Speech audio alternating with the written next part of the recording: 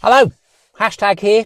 So, I think this is number 4 of the Q&A within the hashtag group. And I'm just going to push these out as little mini videos in Instagram. The next one is carbon shoes. Are they good for training or are they just good for racing? Right.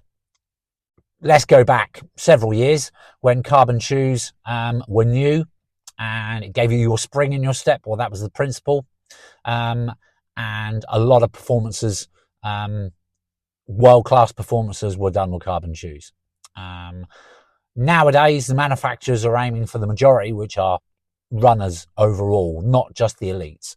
So there are carbon shoes that now trickle down all the way through to the basic shoe.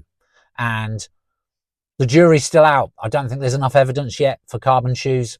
So again, it's a soft answer from me, I'm afraid.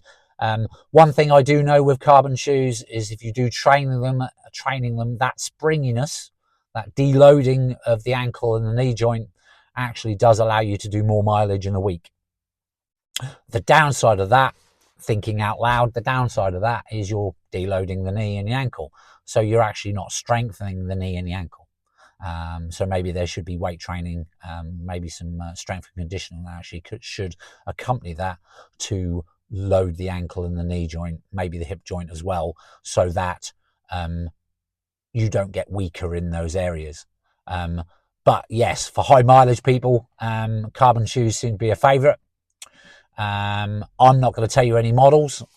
You've all got your favourites, and to say that they're all very much of a muchness, I know people who have their favourites. They have Asics, they have Adidas, they have Nike, there's New Balance, there's Saucony's, there's Hoka's.